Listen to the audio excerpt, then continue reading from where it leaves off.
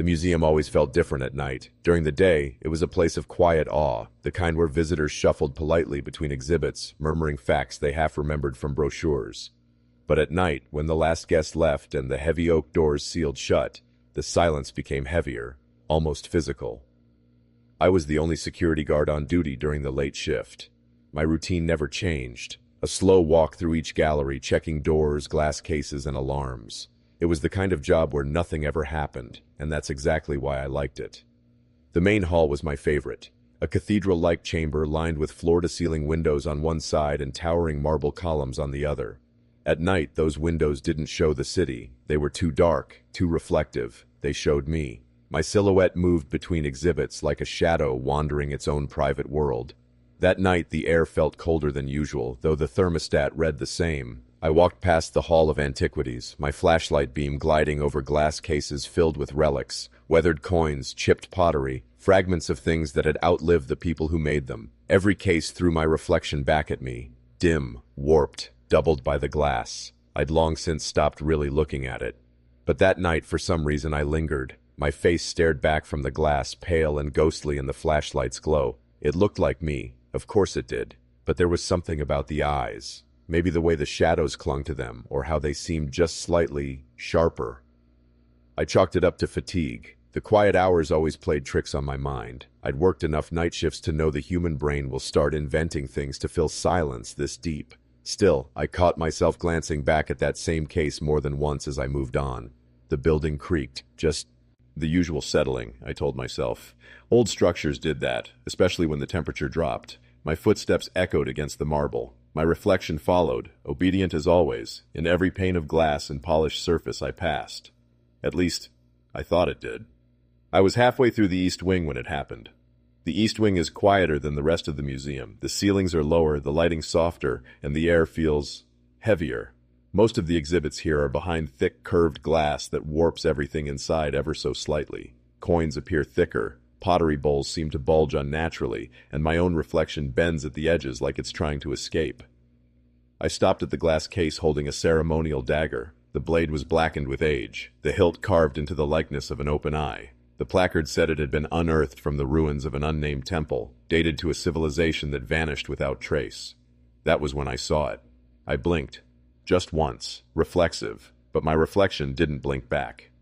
For a split second, its eyes stayed open, fixed on me. Then, slowly, deliberately, it blinked on its own, the movement lagging like a delayed video feed. The breath caught in my throat. My mind searched for reasons. Maybe the glass was curved in such a way that the light bent strangely. Maybe my brain just misread the timing. But I kept staring. My reflection stared back, its face mirroring mine exactly. Except for the eyes. They were wet-looking. Glossier, the way real eyes catch light, not like a flat image. I stepped closer, close enough that my breath fogged the glass. It did the same, but the fog on its side lingered just a moment longer, as if the air over there was colder. I lifted my hand and touched the glass. The reflection lifted its hand too, but only after my fingers had already pressed against the cold surface. The delay was small, maybe half a second, but I felt it like a pulse in my stomach.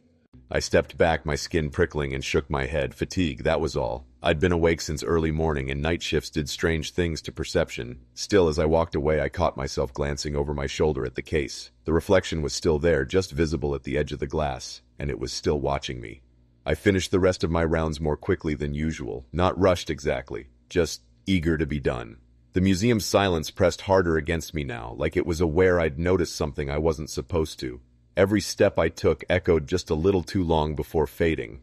When I reached the security office, I pulled the chair closer to the desk and stared at the bank of black and white monitors. Each feed showed a different part of the museum, the marble hall, the east corridors, the stairwell. In most of them, I could see myself, a tiny figure in uniform reflected in glass display cases or polished floors.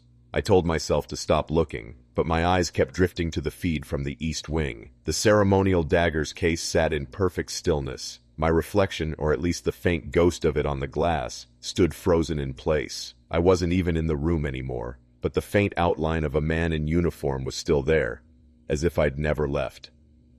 I leaned closer to the monitor, my pulse climbing. The figure didn't move. Maybe it was a trick of the camera, some leftover light burn or angle distortion. I'd seen stranger glitches in these old security systems. Still, I had the uneasy sense that if I stared too long, it might do something. I grabbed my coffee and took a long, scalding sip. The bitterness grounded me for a moment. I kept telling myself, it's nothing. You're tired. You're seeing patterns that aren't there. But beneath the fluorescent hum of the office, I thought I heard something faint, like fingernails brushing against glass. I checked the feed again. The faint outline in the dagger's case was gone. I exhaled slowly, forcing a laugh I didn't really feel. The kind of laugh you make when you've convinced yourself you're in on the joke, even if you're not sure there's a joke to begin with. Still, I made a quiet promise to myself. Tomorrow night, I'd avoid looking too closely at the glass. And yet, even as I thought it, I knew that was a promise I wouldn't keep. The next night, I tried to go in with a clear head. Sleep hadn't been great. Every time I closed my eyes, I'd catch a flicker of movement behind my eyelids, like the after-image of a person standing too close. Still, I told myself I was fine. Coffee, a couple deep breaths before clocking in, and I'd shake off whatever had been gnawing at me. The museum smelled faintly of lemon polish and old paper. That was normal. What wasn't normal was how much I noticed the reflections tonight. In the glass cases, in the faint gloss of the marble floor, even in the darkened windows that showed only the room's interior, they were everywhere, constant, like a second version of the museum laid over the real one. I kept moving through my usual route, flashlight in hand. My boots clicked in steady rhythm, a sound I'd always found comforting. But now I caught myself listening too hard, making sure the echoes matched perfectly, mine and only mine. When I reached the east wing, I slowed down without meaning to. The air here felt cooler, like a draft running along the floor. The ceremonial dagger's case stood exactly where it always had, the faint light above it making the glass gleam. I forced myself not to linger, not to test anything. Instead, I moved to the next case, a row of gold funeral masks from a long-dead dynasty. The masks stared out with empty eyes, their thin, hammered faces frozen in eternal calm. But in the glass, my reflection stared back at me, framed among them like I belonged there. I tried to laugh at that, tried to imagine telling a coworker if I had one that I'd caught myself looking like an exhibit, but the laugh didn't come. I realized my reflection wasn't just standing in the same position as me, it seemed closer to the glass than I was. I took a step forward, narrowing the gap. It stepped forward too, the motion perfectly in sync this time. Still, the unease didn't fade, because now I was certain of it. The eyes looking back at me weren't mine. I leaned in closer to the glass, enough that my breath left a faint, cloudy mark on its surface. The reflection's breath fogged the glass too, but not at the same time. Mine faded, and then, a second later, his appeared. The delay was small, but it made my stomach tighten. I stayed there, staring at the faint outline of my own face superimposed over the gold funeral masks. In the dim light, the reflection's eyes seemed brighter, catching light that wasn't in the room. They didn't blink, not even once. I thought about turning away, just walking on and finishing my rounds, but something in me, stubbornness, curiosity, or maybe plain fear, made me lift my hand. My reflection mirrored the movement instantly. I twisted my wrist slightly to the right. It didn't follow. Instead, it froze, then tilted its head the other way, a slow, deliberate motion, like someone studying me from behind a window. My throat went dry. The glass felt colder the longer I stood there. My own pulse felt loud in my ears. Then, without warning, the reflection smiled. It wasn't a wide grin, just a faint curl of the lips, enough to be noticeable. My lips stayed still. That was enough for me. I stepped back fast, my heel catching on the edge of the display's platform. I steadied myself, breathing shallowly, and scanned the rest of the hallway. Everything was still, too still. I forced myself to keep walking, my flashlight light beam cutting across the displays. I didn't look into the glass again, at least not directly, but every so often I felt the tug, that prickling sense that I was being watched, not from the room behind me, but from inside those glass cases. By the time I reached the end of the east wing, my palms were slick. I paused to wipe them on my uniform, telling myself I'd imagined the whole thing. That's what people did, right? Explain away the impossible until it fit into a box they could live with. Still, as I moved into the next gallery, I could swear I heard the faintest sound, the soft drag of fingertips against glass. I made it back to the security office without looking into a single pane of glass along the way. It was harder than I expected. The museum was nothing but glass and reflections. Even the polished tile floors caught the light in patches, giving back a distorted shimmer of movement if you glanced too quickly. I tried to lose myself in routine, logged my sweep on the clipboard, checked the temperature readings for the climate-controlled rooms, glanced over the security monitors, though I didn't linger on the East Wing feed. Not yet. But avoiding something just makes your mind circle back to it harder. By the time my coffee had gone lukewarm, I found myself staring at that grainy black and white view of the gold funeral masks. The camera was fixed, unmoving, pointed straight at the case. There was no one in the room. Except, maybe there was. It was hard to tell. The reflection on the glass didn't match the camera's angle. There shouldn't have been a person-shaped shadow there at all. Yet something faint, an outline almost lost in static, seemed to be standing closer to the case than the room itself allowed.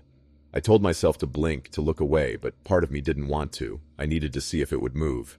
The shadow, or whatever it was, didn't stir. Then, just as my finger hovered over the monitor's power button, the faint shape seemed to lean forward, toward the glass, toward me. I turned the monitor off. My hand was trembling slightly. For the rest of my shift, I kept the door to the office shut and the lights on. I read through the incident log from previous guards. Though incident was generous, most entries were just notes about burnt-out bulbs or faulty alarms. There was nothing about reflections. Nothing about seeing something that didn't match your own movements. That should have made me feel better. It didn't. Instead, it left me with the uneasy thought that maybe it wasn't the museum that was changing. Maybe it was me. The following night, I made a plan. Not to confront whatever I'd been seeing, I wasn't that brave, but to explain it away. If I could prove it was just bad lighting, warped glass, or the museum's aging camera system, maybe I could walk the East Wing without feeling my skin crawl. I arrived early and stood in the main hall before the shift started, watching my reflection in the tall windows. Every movement matched perfectly. My breathing, my blinking, the way my hand ran through my hair, all in perfect sync. It gave me a strange comfort, like testing a lock and finding it still secure. By the time I clocked in, I'd convinced myself the delay in the glass was a trick of perspective. I even brought my phone, thinking I might record the display cases to see if the reflection behaved differently through a camera lens. The museum was unusually still that night. Even the usual creaks and groans of the old structure were absent, like the building was holding its breath. I started my rounds, noting each reflection as I passed. They all looked fine, at least at first. I avoided the East Wing until later in the shift, hoping the comfort of an uneventful first hour would steel my nerves. When I finally turned down that corridor, the air felt cooler, just like before. My boots clicked against the marble floor, each echo distinct, crisp. The ceremonial dagger was still there, its open eye hilt staring through the glass. I approached slowly, my phone ready, telling myself I'd see nothing out of the ordinary. I even forced a smile, as if I could fool my own nerves into behaving. At a glance, my reflection was perfect, matching me exactly. That should have been the end of it. But the thing about rationalizing is, once you've seen something that doesn't belong, you start looking for it everywhere. And even when you think it's gone, you can't shake the feeling it's only hiding, waiting for the right moment to remind you. That night, I couldn't stop thinking about that moment, the delay, the smile, and the way its eyes never quite felt like mine. I decided to make it a test. Standing in front of the ceremonial dagger's case, I set my phone to record and lifted my hand slowly, making a wave. My reflection did the same, perfectly in sync. I took a step back. It did too. See, I thought, nothing wrong, just nerves. To push it further, I turned my head sharply to the left, then right. Perfect match. I even stepped close enough to fog the glass with my breath. This time the mist bloomed on my side, and its side at the same time. For a moment, the tension in my chest loosened. I was ready to turn and keep moving. But then, just as I lowered my hand, my reflection's hand stayed up. It hovered there against the glass while I stood frozen, my own hand at my side. My pulse thudded in my ears. I waited for it to drop, to snap back into matching me, but it didn't. Instead, the fingers curled slightly. Not into a fist, but into something like a beckoning gesture. The motion was so small I almost doubted I'd seen it, but it was there, and it was meant for me. I took a step back. It didn't follow. Its hand remained against the glass, palm out like someone pressing against a window from inside. I'd a locked room. The expression on its face, my face, shifted just enough to register, the faintest, most imperceptible tightening around the eyes. It looked impatient. My phone was still recording, but I couldn't bring myself to look down at the screen. I didn't want to see what it might have caught. Instead, I turned and walked away, forcing my steps to stay slow and measured. As I rounded the corner, I couldn't resist glancing over my shoulder. The reflection's hand was still there, resting on the glass, the body angled slightly toward me, even though it should have been facing forward. And as I left the East Wing behind, I could swear, just faintly, that I heard a single, muffled tap on the glass. Back in the security office, I sat down hard in the chair and replayed the video on my phone. The footage was grainy, but clear enough. Every movement was perfectly mirrored, until that moment. When my arm dropped, the reflections didn't. Its palm stayed pressed to the glass, the fingers curling in slow motion, almost like it was inviting me closer. I stopped the video halfway through. Watching it once was enough. Twice might make it feel real in a way I wasn't ready for. I set the phone face down on the desk and rubbed my eyes. I wanted to believe it was just a glitch, some trick of the lighting or the reflective coating on the glass. Maybe my arm didn't actually drop as fast as I thought it did. Maybe I was overanalyzing a meaningless detail. But then I thought about the way it looked at me. My face, but not. My eyes, but colder, sharper. There's something deeply unsettling about realizing your own expression could be a stranger's. I didn't check the East Wing camera feed that night. I kept my eyes on the live views of the front entrance and the loading bay. Anywhere without glass cases. I told myself it was because those areas were more important to monitor, but the truth was, I didn't want to risk seeing that face again. Even when I tried to focus on paperwork, my ears stayed tuned to the silence, waiting, listening for that soft drag of fingertips on glass I'd heard before. I didn't hear it, not exactly, but there were moments when the air in the office felt charged, like static before a lightning strike. When my shift finally ended, I walked out into the pre-dawn cold with relief I could almost taste. The city was still dark, but the street lamps at least showed me a version of myself I could trust. Still, as I passed a shop window on the way to my car, I hesitated. For a fraction of a second, my reflection seemed to be standing closer to the glass than I was. I didn't stop to check. The next night, I told myself I'd keep things simple. No testing, no recording, no lingering in front of glass cases like I was daring something to happen. I'd just make my rounds, log the checkpoints, and get back to the office. The museum greeted me the same way it always did. Cold air, faint lemon polish, the steady tick of the old clock in the lobby. But lately, even those familiar details felt off, like the place was watching me as much as I was watching it. I moved through the first few galleries without incident. Each reflection seemed to behave itself. I even caught myself relaxing, letting my shoulders drop. The night could still be normal. But when I reached the East Wing, that familiar chill seeped into my bones. The lights here had a slightly different quality. Warmer, almost golden, but dimmer. They made the glass look deeper somehow, like it wasn't just reflecting the room but holding something behind it. I passed the ceremonial dagger without looking directly at it. Instead, I turned toward the next exhibit, an array of carved ivory figurines from some ancient coastal settlement. They were small, no taller than a hand, but each one was impossibly detailed. Men, women, children, all captured mid-gesture, as if frozen in time. The cases were arranged in a semicircle, their glass panels catching reflections from every angle. When I glanced at the center panel, I saw my own face looking back. Normal enough, but there was a tension in the jawline that didn't match how I felt. I stepped closer. The reflection did the same. My breath misted the glass, and so did his. I told myself to move on, to not repeat last night's mistakes, but something about that reflection, the slight narrowing of its eyes, the faint press of its lips, felt like it was waiting for me to do something, and for the first time I wondered, what would happen if I stopped waiting for it to act first? I decided to test it, just once. I raised my right hand slowly, keeping my eyes fixed on the reflections. It mirrored me perfectly, the movement smooth and immediate. I lowered my hand. It did the same. Then, without warning, it lifted its own hand again. Not mine. Not at the same time. On its own. It was subtle, deliberate, almost casual, like a neighbor waving from across the street, but there was no warmth in it. The fingers stayed splayed against the glass, palm facing me, as if reminding me there was a barrier between us, and maybe that was the only reason we weren't in the same place. My mouth went dry. I didn't move. Neither did it, except for a slight shift in posture, like it was leaning closer to study me. The angle of the head was wrong, tilted too far, too slow, until its ear almost brushed its shoulder. I whispered without thinking, "What do you want?"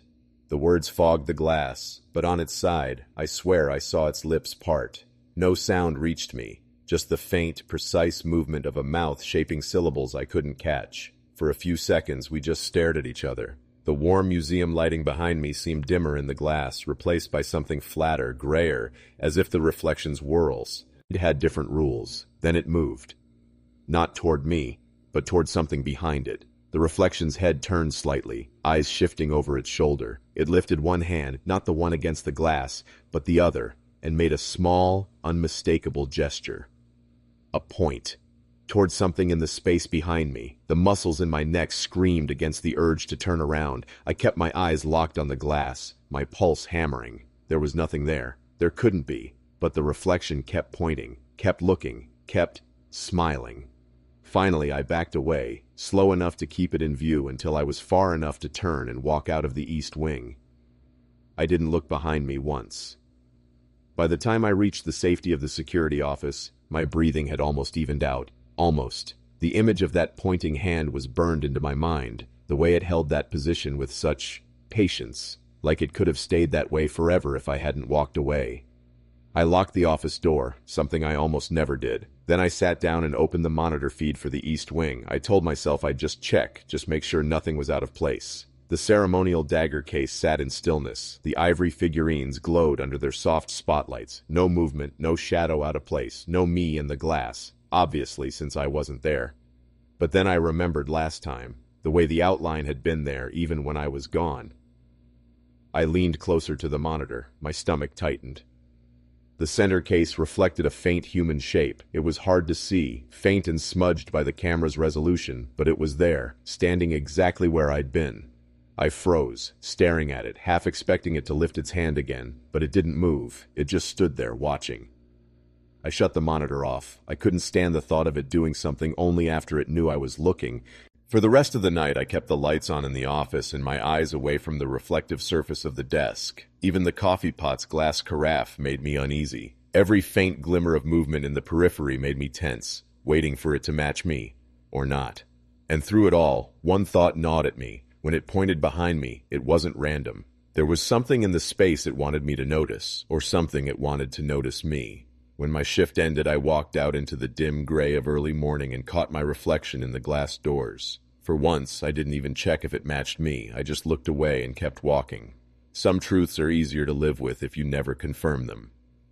3 nights after the pointing incident, I finally had a shift where the museum felt almost normal again. The air wasn't as heavy, and the usual creaks of the old building didn't make my chest tighten the way they had before. I told myself I was just tired the other night, that my eyes had been playing tricks on me. That illusion of calm lasted until I saw the note.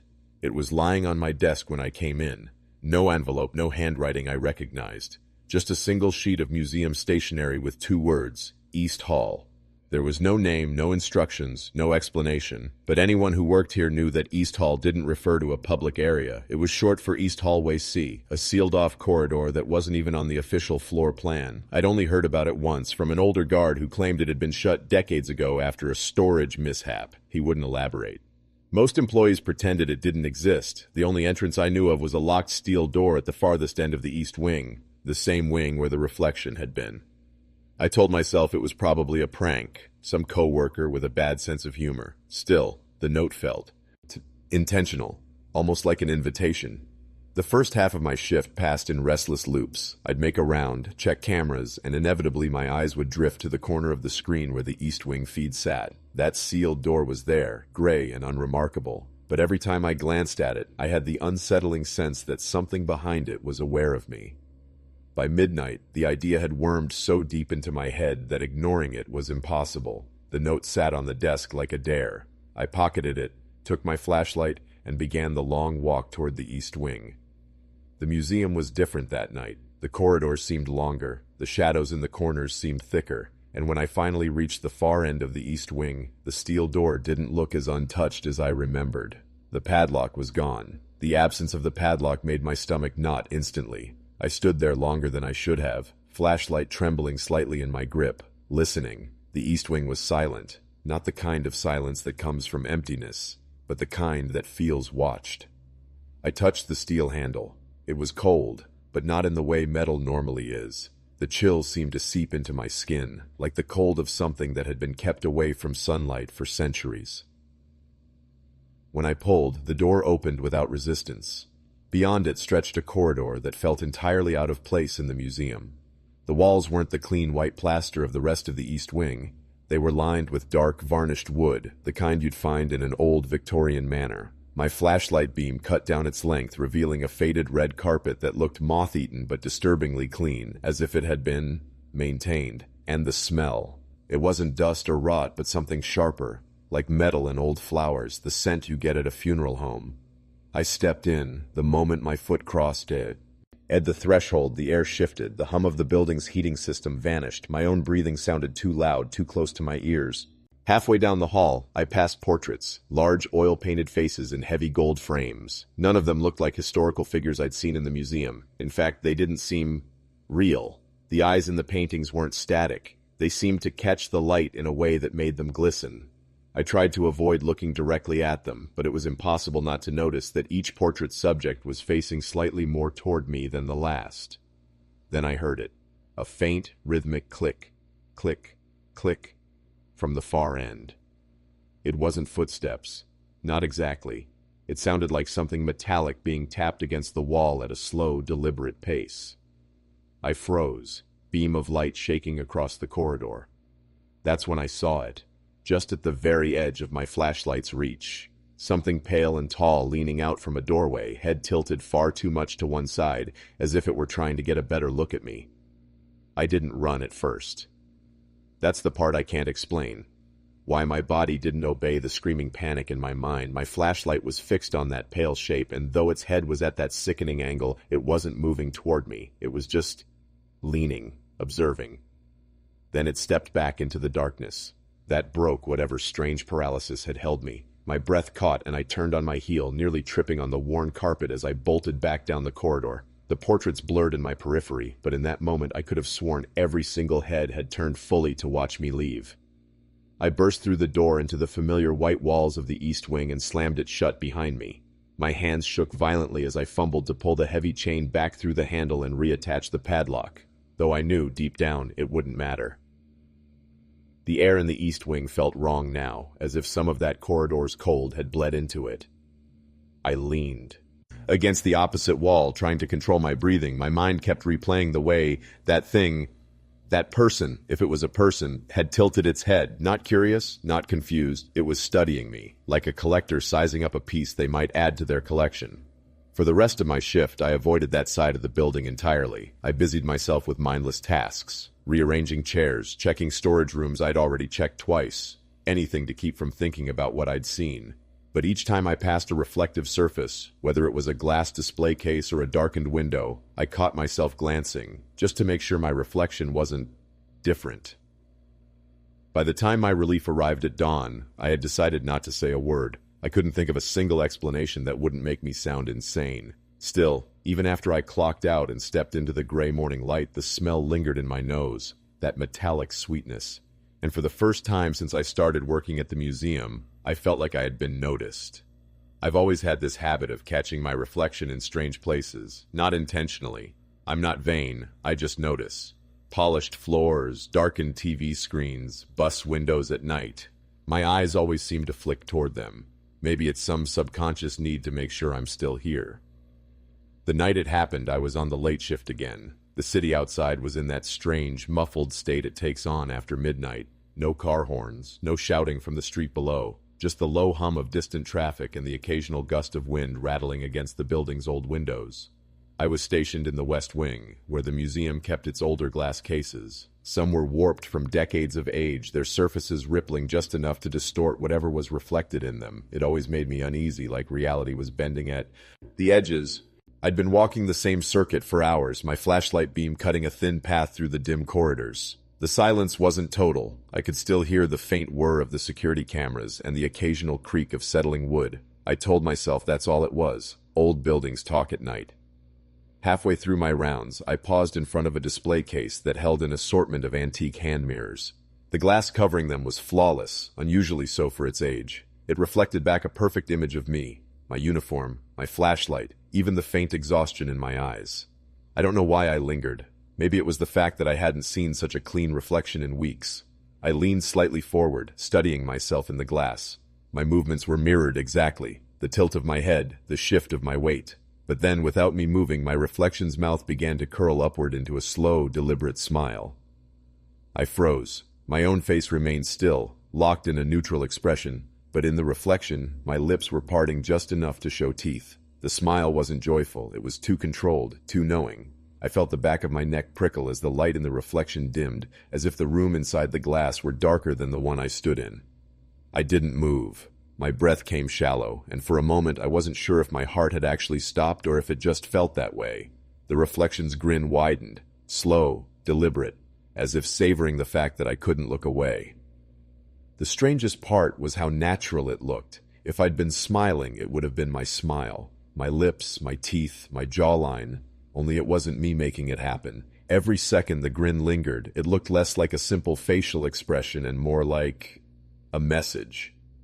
I raised my hand just to test if this was some odd trick of the light. My real hand moved, but the reflection stayed. Yet where it was, resting calmly at its side. That's when my stomach sank. It wasn't copying me anymore. I whispered something. I don't even remember what. Maybe my own name. Maybe stop. But my voice sounded muted, like it was being swallowed by the air between me and the glass. The smile twitched at the sound, as though it understood. The reflection leaned forward, only slightly at first, but enough for its face to fill more of the glass. I backed away, but it kept coming, as if the distance between us didn't matter. I could see more of its eyes now. Mine, but not mine. Too wide, too bright, as if they were reflecting a light source I couldn't see from this side. The air felt thick, like I was standing in the middle of a storm that hadn't broken yet. I heard the faintest sound, almost like someone's breath fogging the glass from the inside. The reflection's hand, my hand, rose slowly, fingers curling as if to press against the barrier. Without thinking, I turned away, but a flicker of movement caught my eye in the glass cases lining the corridor. Every surface, every fragment of reflective glass carried that same image of me, smiling, leaning forward, pressing closer. It wasn't trapped in the one display anymore, and even as I walked faster, the reflections in each surface seemed just a fraction closer than they should have been, until I realized some of them weren't reflections at all. I didn't run, but every step away from those glass cases felt heavier, like my feet were sinking into the polished floor. I kept my gaze low, refusing to meet my own eyes in any reflection, afraid of what I'd see staring back. The further I got from the display room, the more I hoped, prayed, that whatever I'd witnessed was over. But when I reached the staff corridor, a small square mirror hung beside the maintenance door. I didn't want to look, yet my eyes betrayed me. There I was. Except my reflection's mouth was closed now. No grin, just a faint curve at the corner, like it was trying not to laugh. Its head tilted slightly, as if amused by my fear. I stepped sideways, out of its line of sight, and pressed my back to the wall, feeling the cold seep through my uniform. My pulse hammered in my ears. I kept thinking, if I smashed the glass, would it stop? Or would it just find another surface to appear in? The thought made me sick. When I finally left the museum and stepped into the night air, the damp chill felt almost cleansing. Streetlights reflected off puddles on the cobblestones, and I caught myself stepping around them, avoiding even the faintest distorted image of my own face. At home, I covered the bathroom mirror with a towel before I could brush my teeth. I turned my phone screen to its lowest brightness, avoiding my own front camera like it might suddenly flicker to life without my consent. I even unplugged the TV. Ridiculous, I told myself. But still, I did it. Sleep didn't come easily. Every creak of the building made me tense. My dreams were strange, full of narrow hallways and glass panes that stretched endlessly in both directions, each one holding a version of me, all smiling, all waiting. When I woke, I didn't rush to remove the towel from the mirror. A part of me wanted to believe I'd imagined it all, but the heavier part knew I hadn't. Because when I passed my hallway window that morning, I caught the faintest glimpse of my own reflection. And this time I didn't see my lips move, but I heard a quiet laugh. The building I work in is over 100 years old, though the company renting it now is barely 2 decades into existence. It's an odd mismatch. Modern cubicles and computers squeezed into a structure that was once a boarding house for dock workers. The architecture tells its age: narrow stairwell, creaky wooden floors under thin carpeting, and hallways that sometimes curve unexpectedly, as if the original blueprints were drawn by hand and corrected on the fly. I usually work the late shift, finishing reports after everyone's gone home. The office takes on a different personality at night. During the day, it's all buzzing phones and clicking keyboards. At night, it's still, too still, with the kind of silence that amplifies every small sound. The hum of the fridge in the break room, the occasional ping of the elevator doors opening by themselves, which the building manager insists is just a sensor glitch. It was a Tuesday, rain drumming softly against the high windows. I'd stayed later than usual because of a last-minute request from my supervisor. Around 10:45 p.m., I finally shut my laptop and began the familiar walk down the main corridor toward the elevator. The lights overhead flickered in a half-hearted way as they often did, but the hallway seemed longer than usual. I paused, frowning. There's a framed map of the original building layout mounted halfway down that corridor. I pass it every night, but tonight I didn't see it. In its place, the hall just kept stretching, vanishing into a dim haze at the far end. I could still hear the rain outside, but the sound felt muted, muffled, like someone had draped thick blankets over the entire building. A draft whispered past my ankles, carrying a faint smell I couldn't place. Not mildew, not dust. Something sharper, almost metallic. My brain insisted it was just fatigue, that I was imagining things. I even reached for my phone to check the time, to ground myself. But the screen stayed black, no matter how many times I tapped it, and when I glanced back toward the office door, the familiar row of cubicles was gone. Behind me was just more hallway. That's when I realized I wasn't sure which way would get me out anymore. I took a step forward, thinking I'd simply walk until I recognized something. A door, a fire exit, anything familiar. The carpet under my shoes felt the same, but the air grew colder with every step, like I was moving deeper into some unheated part of the building. The fluorescent lights overhead buzzed faintly, casting a pale, sickly glow that didn't quite reach the walls.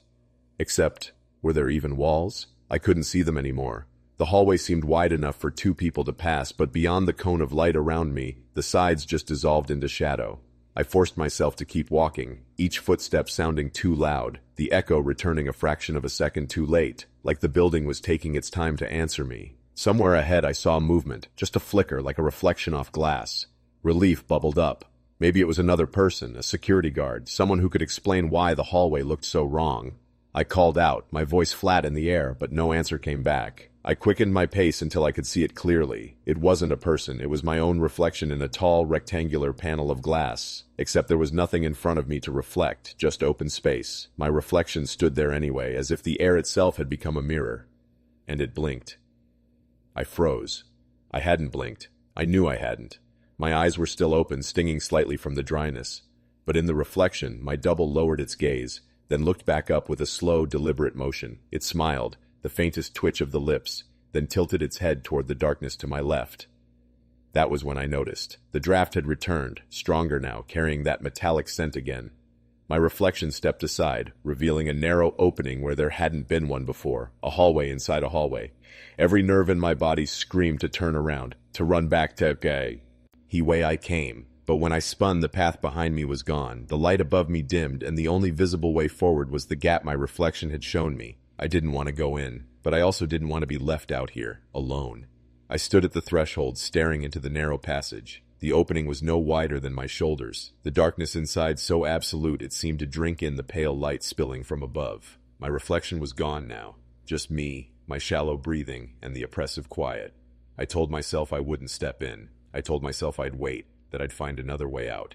But the silence pressed harder, like the air was getting thicker by the second. I could hear my own heartbeat in my ears. Then, something else. A faint shuffling sound, far away but unmistakable. It was coming from behind me, from the place where the hallway should have been. That's when I realized there was no choice. I slipped inside, my shoulder brushing something cold and damp. Not a wall exactly, but a surface with the texture of old stone. The metallic smell was stronger here, mixed now with something sour, like damp fabric left too long in the dark. The sound behind me faded, but I didn't feel safer. I felt watched.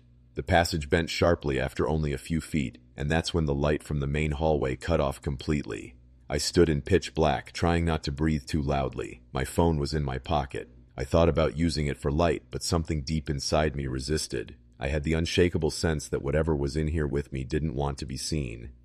I don't know how long I stood there before I turned back. When I did, the opening was gone. Just solid darkness and the cold, damp surface at my back. I started to panic, whispering to myself, wake up, even though I knew this wasn't a dream. I pressed forward blindly, my hands feeling along the rough stone, and eventually, after what felt like forever, I stepped out into the familiar smell of dust and paper. I was back in the archives. The clock on the wall said it was 10 minutes later than when I'd first stepped into the hallway, but my watch, My watch said 3 hours had passed. I never saw the hallway again, but I still avoid that part of the building, and sometimes, late at night, I think I see my reflection in places where it shouldn't be. The library had always been my sanctuary, not the public one in town. This was the private archives room in the old administration building, the one few students even knew existed. It sat in the far west wing, 2 floors down, tucked away behind a heavy oak door that creaked like it hadn't been opened in years. The air was always cool there, touched with the scent of aged paper and the faint bitterness of mildew. That night, I was the only one on shift.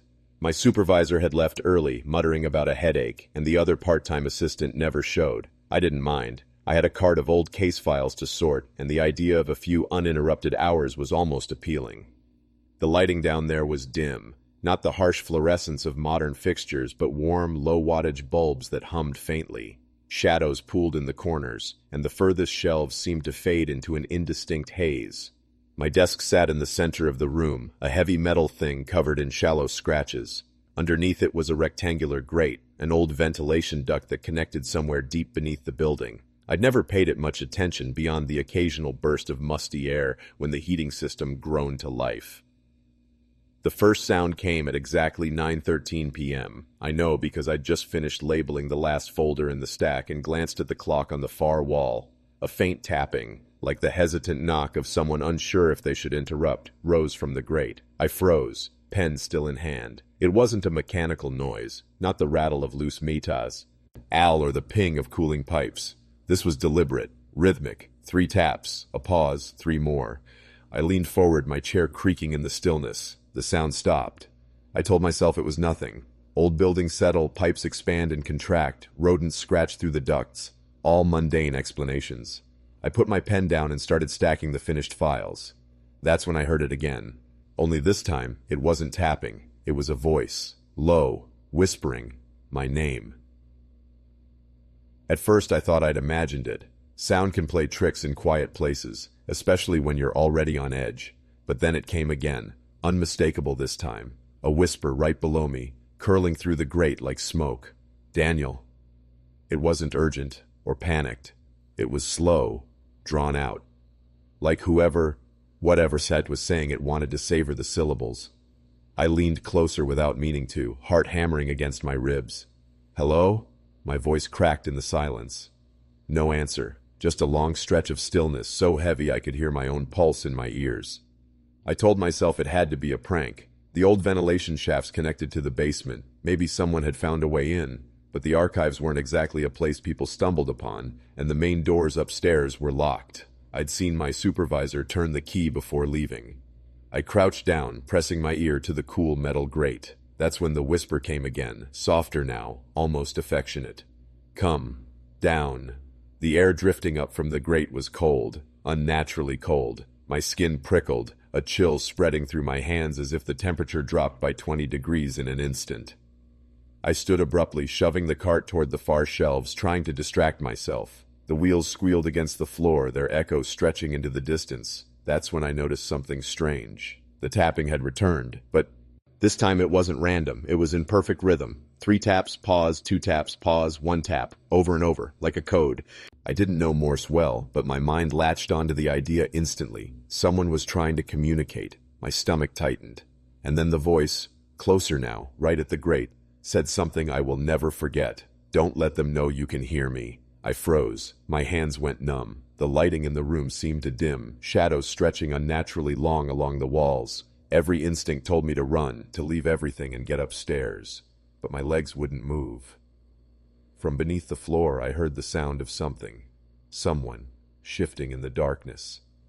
And then, breathing.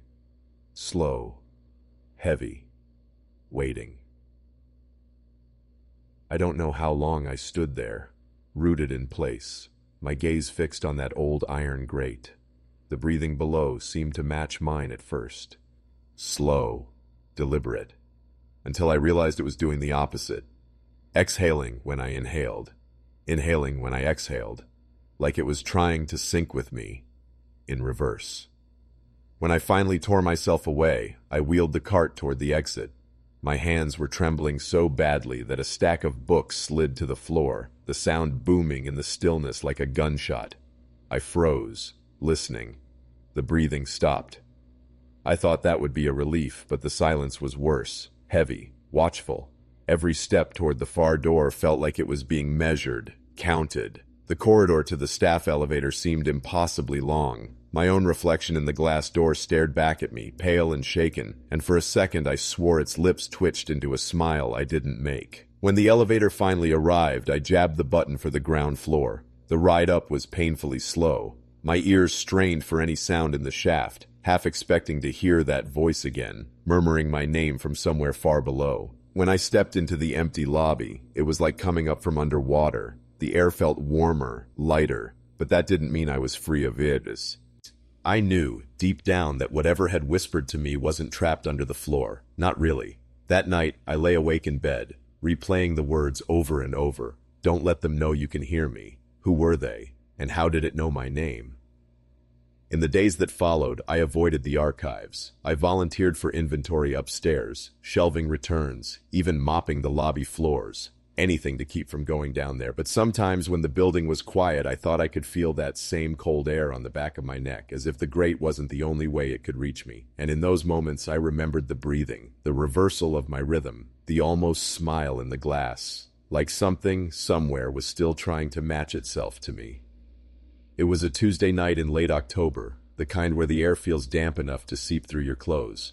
I'd been working a closing shift at the small historical museum in town, a place that always seemed too quiet after hours.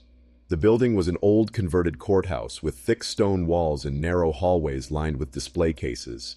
Most of the exhibits were dusty relics from the early 1900s, farming tools, faded letters, and a modest collection of black and white photographs donated by local families. One of my duties before leaving was to make a final walkthrough of the first floor, ensuring no visitors had lingered and that all cases were locked. I'd done it so many times that I could complete the circuit in my sleep. But that night something felt wrong. Not overtly, just an unsettled hum beneath everything. Halfway down the main hallway, I paused in front of a familiar display, a framed photograph of the town's main street, taken sometime in 1912. I'd always liked that photo. There was a strange stillness to it. Horse-drawn carriages, men in bowler hats, women in long skirts. The town looked smaller, cleaner, like the air itself might have smelled different back then. But tonight, I found myself lingering longer than usual. At first, I thought the glass had caught a reflection from the overhead lights, but no. The photograph itself seemed slightly off. I leaned closer. There was a figure in the background, near the corner of one of the buildings, that I didn't remember seeing before. He was too far away to make out clearly, but the shape was distinct. Tall, thin, and slightly hunched, as if leaning forward to peer at the camera. I blinked, stepped back, then forward again. No, I was certain he hadn't been there before. The museum had a strict no-touch policy, so I didn't open the case. Instead, I took out my phone and snapped a picture. The lighting made it hard to compare, but still, I felt a slow, unpleasant weight settle in my stomach. It wasn't just that he was there. It was that I felt he was looking directly at me. The more I stared at that photo, the more a thin thread of unease wound itself around my chest. The figure's head was slightly tilted, as though caught mid-movement, almost as if he'd turned toward me at the moment the photograph had been taken. I tried to shake it off, muttering that maybe I just hadn't noticed him before, but the thought felt hollow, and I couldn't bring myself to continue the walkthrough just yet. Instead, I snapped a few more pictures from different angles, my camera shutter sounding far too loud in the empty hallway. That was when the overhead light flickered. It wasn't uncommon in this old building. The wiring had been a problem for years. But this time, the flicker left behind a strange after-image. Not on my eyes, but on the glass of the display itself. For a fraction of a second, I could have sworn the man's position in the photograph had changed. His body was angled slightly differently, his face clearer, as though he'd stepped closer within the frame. I froze. No one else was in the building. I'd locked the doors over an hour. Go. My own reflection in the glass seemed too pale, my eyes wide, as I tried to decide whether to run or to keep looking. And then my phone vibrated in my hand. I glanced down at the screen. No message, no call, just the faint buzz of a phantom notification. When I looked back up at the photograph, the man's face was unmistakable now. He wasn't blurry anymore. His eyes were deep-set and shadowed, his mouth pulled into something that was almost but not quite a smile. The curve of his lips seemed wrong, stretched too far, as if it were straining the edges of his skin. I took an involuntary step back, my heel hitting the display case behind me. The noise echoed through the empty hall. The lights flickered again, longer this time. When they came back on, I could swear his hand was raised. Not in a wave, not in greeting. It was pressed flat against the inside of the photograph's glass. I backed away slowly, every instinct in me screaming to turn and run, but my legs felt like they were wading through wet sand. The photograph seemed to hold me in place, as if the figure's gaze had locked onto something inside me. I finally forced myself to look away, but it didn't help. I could still see his face in my mind, burned there like the afterimage of a flashbulb. My breath came in shallow bursts. My hand hovered over my phone, not to call anyone, but to check the time. Somehow, it was nearly midnight. I had no memory of the last 30 minutes. The silence pressed in harder now, thicker, almost physical. Every creak in the wood floor beneath me felt amplified. My own footsteps echoed back strangely, like they were out of sync, as if someone else was walking just a fraction of a second behind me. By the time I made it to my small office, I was trembling. I tried to rationalize it. Maybe I just never noticed the man in the photo before. Maybe the lighting and my own tired eyes were playing tricks on me. But every time I glanced at the screen of my phone, I'd see the image in my mind again, and the hand pressed against the glass. I thought about going back to check if it was still like that. I didn't. Something in me knew I shouldn't. When I finally locked up and stepped into the cold night air, the relief I expected never came.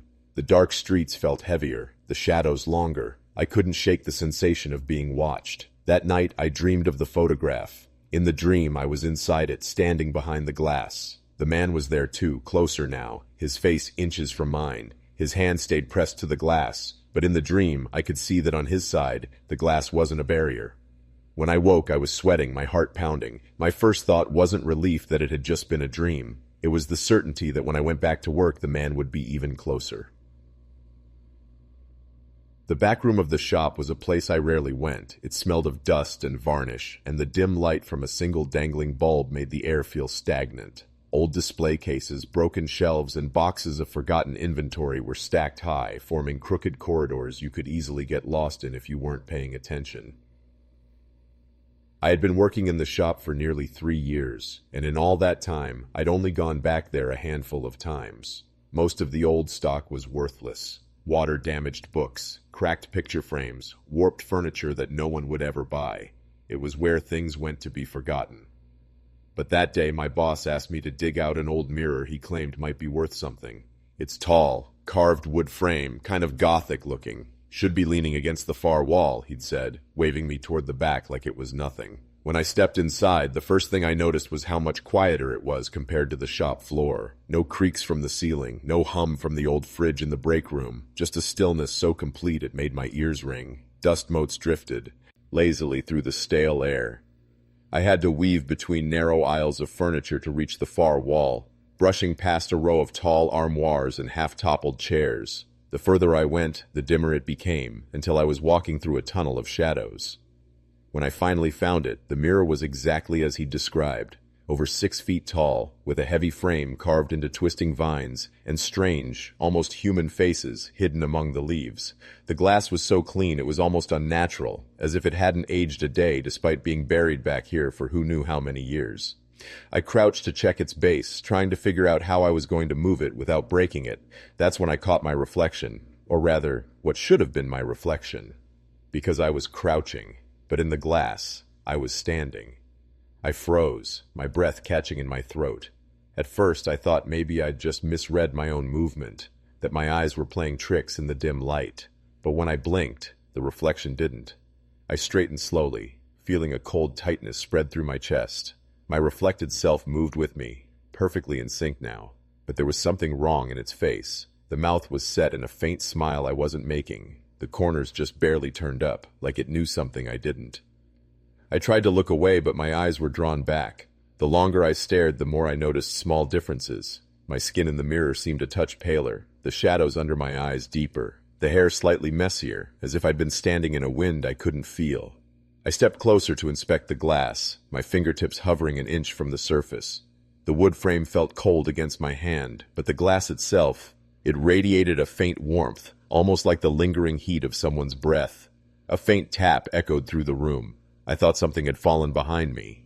But when I glanced over my shoulder, nothing had moved. My reflection, however, hadn't looked away. Then it blinked. Not a slow, tired blink like mine would have been. It was quick, sharp, deliberate. The kind of blink you give someone to signal, "I'm here." I stumbled back, knocking over a small stool, the sound crashing unnaturally loud in the stillness. The bulb above me flickered. My reflection tilted its head, still smiling faintly, and for a split second its eyes darted somewhere over my shoulder. I spun around, just the rows of old furniture and darkness between them. When I turned back, the reflection was crouching now, exactly as I had been when I first saw it. Only I was standing perfectly still. I couldn't breathe right. My chest felt tight, my pulse hammering so hard it echoed in my ears. The reflection stayed crouched, frozen in that position like a photograph. I wanted to run, but my legs wouldn't move. I felt like prey that had been noticed. I forced myself to step back toward the doorway. The mirror seemed to grow darker, like the shadows in it were thickening, swallowing the background. Only my reflection's face, still slightly smiling, remained clear. Every instinct in me screamed that I should not turn my back on it, but the doorway was behind me. My hands shook as I reached for the frame, fingers brushing the cool metal latch. The moment my palm made contact, there was a noise, not from the room, but from inside the glass. A muffled thud, as if someone had pressed a fist against the other side. My reflection's mouth moved. I couldn't hear the words, but I saw them form, slow and deliberate. It looked like it said, "Stay." I slammed the door to the back room shut, my body jerking away like I'd been burned. My breath came in short bursts, and I didn't stop moving until I was outside, leaning against the cold brick wall, the night air slicing into my lungs. I stayed there for nearly an hour, pacing, muttering to myself, trying to explain it away. Maybe the lighting played tricks. Maybe I was more tired than I thought, but no matter how I tried to reason with myself, I couldn't shake the memory of that single blink, that deliberate smile, that one word. Since that night, I've avoided going anywhere near the back room. I've asked my manager if we can just keep it locked, and she agreed without asking why, like maybe she had her own reason. But I still catch myself thinking about it, the warmth of the glass, the way it moved when I didn't, and the most disturbing thought of all, if it could blink, if it could move without me, then maybe it's not my reflection at all. Maybe it's been waiting. The store felt different that evening, and I noticed it the moment I stepped in. The hum of the refrigerators was softer, like someone had put a blanket over the sound. Even the usual smell of stale coffee and cleaning supplies seemed weaker, almost muted.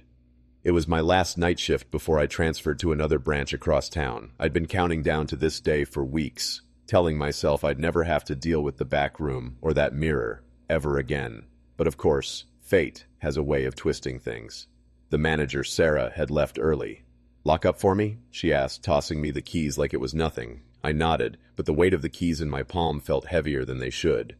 Business was slow, the kind of dead quiet that amplifies every little sound. The squeak of my shoes on the floor, the click of the register, the faint buzz of the overhead lights. Outside, the parking lot was nearly empty, except for a single old sedan that had been there when I arrived. I tried to keep busy, stocking shelves and wiping counters, but my eyes kept drifting to the back hallway. The door to the storage room was closed, but I knew the mirror was behind it. I hadn't been in there since that night. Around 11:30, I went to the office to finish paperwork. I thought I heard something faint, like a tap. Then another, slow and rhythmic, not coming from the store floor. My stomach tightened. I told myself it could be the pipes, or maybe the building settling, but the sound was coming from the direction of the storage room. For a while, I tried to ignore it, but then the tapping changed, faster now, almost impatient, and between the beats I thought I heard whispers, not words I could make out, just the soft cadence of something trying to speak. The rational part of me wanted to just clock out early and leave, but I couldn't. Something deep down knew this was going to be the last time I'd hear it, and some awful part of me needed to know what it wanted. I took the hallway slow, every step sounding louder than it should. The air was cooler back there, as if the temperature dropped with each pace I took toward the storage room. The tapping had stopped, but the silence wasn't comforting. It was tense, as if something was holding its breath. My hand trembled on the doorknob. I told myself I'd just peek inside, see nothing, and laugh at how worked up I'd gotten. But when I pushed the door open, the first thing I noticed was the smell. Damp, metallic, faintly sweet. It was the same smell I remembered from that night months ago. The mirror stood in its usual place against the far wall. The single overhead bulb flickered, washing the room in uneven light. My reflection stared back at me, except it didn't. It was subtle at first, just a delay. When I tilted my head, my reflection followed a half-second too late. I froze, eyes locked on mine. My breathing was shallow, and I could feel my pulse in my fingertips. Then it smiled. Not a friendly smile, but something stretched too wide, showing too many teeth. My own lips stayed pressed shut, my face rigid, but in the glass, I was grinning like a predator. I stepped back, but the reflection didn't move. It stayed close to the glass, leaning forward slightly, its head tilted in a way that made my stomach knot. The vase. And its hand lifted. I didn't move mine, but in the glass, I pressed a palm flat against the inside of the mirror. It tapped once, twice, 3 times. The sound was sharp and real, not muted by glass. I could hear it in the room with me. "Last night," it whispered. The voice came from behind the glass, but it also came from behind me. I spun around. Nothing. When I looked back, the reflection wasn't standing anymore. It was closer, its face pressed to the glass like a child peering into an aquarium. Its grin was gone, replaced by an expression I can only describe as hunger. The tapping started again. Faster, louder. It wasn't asking to be let out anymore. It was telling me it was coming. I stumbled backward so fast that my heel caught the edge of a crate, nearly sending me sprawling. My eyes refused to leave the mirror, even though every part of me screamed to run. The tapping was deafening now, each strike vibrating in my teeth. It felt like the sound wasn't just in the air, it was inside me. I reached for the light switch, fumbling against the wall. When the bulb went out, the room didn't go dark. It went black, as if the shadows swallowed even the memory of light. The tapping stopped. I didn't breathe for what felt like minutes. My fingers found the doorknob, slick with sweat, and I yanked it open, stumbling into the hallway. Even there, the air felt heavier, like I'd brought something out with me. I wanted to go straight to the front and leave the monastery altogether, but a sick thought dug into my head. What if I didn't check the mirror now? What if next time it wasn't behind the glass anymore? I didn't go back. I couldn't. For the rest of my shift, I avoided that hallway entirely. Every creak of the old wooden floors felt like footsteps following me. Every shadow that moved at the corner of my vision made my chest tighten. By the time dawn finally broke, I was sitting by the main doors, keys in my lap, just waiting for relief to arrive. When Father Elias came in, I tried to tell him. I didn't even get halfway through before he put a hand on my shoulder and said quietly, "Some reflections aren't yours to keep. Best not to look too long." He said it like he was giving advice, not a warning, but the way he avoided my eyes told me he'd seen something too. That night, when I finally got home, I covered every mirror in my apartment with bed sheets. It's been 3 weeks since then. I haven't uncovered them. Still, sometimes, late at night, I hear it. 1 tap, 2 taps, 3. It's not coming from inside the glass anymore. It's coming from somewhat. You're closer.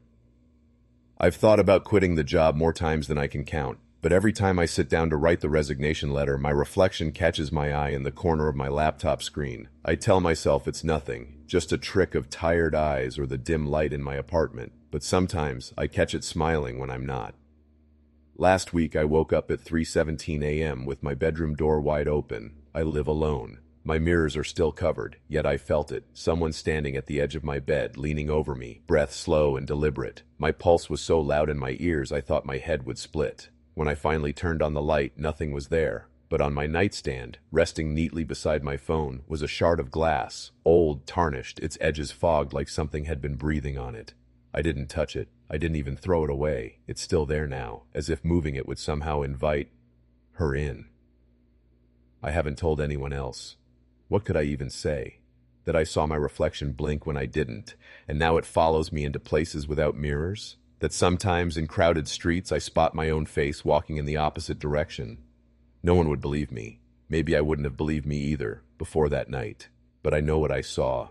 I know what I keep seeing. And if you're hearing this, if this story somehow reaches you, just remember one thing. Next time you look into a mirror, don't hold your gaze too long. Don't linger.